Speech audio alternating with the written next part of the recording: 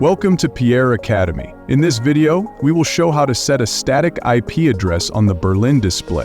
First, pull down the top menu on the Berlin. This process works the same way for both Wi-Fi and wired internet connections. In our case, we are connected via Wi-Fi, so we tap on the Wi-Fi network. Next, we tap on the connected network and go to the network settings. Here we select the static IP option.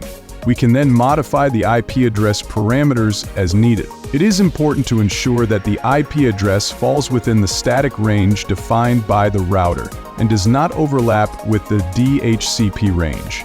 In our example, we set the IP address to end in 12 while the other fields remain at their default values. The device will now reconnect to the network, and from this point forward, the Berlin will operate using a static IP address. Thank you for watching this tutorial from PIERRE Academy. We hope you found it helpful. Be sure to subscribe and check out our other videos for more smart home automation guides. See you next time.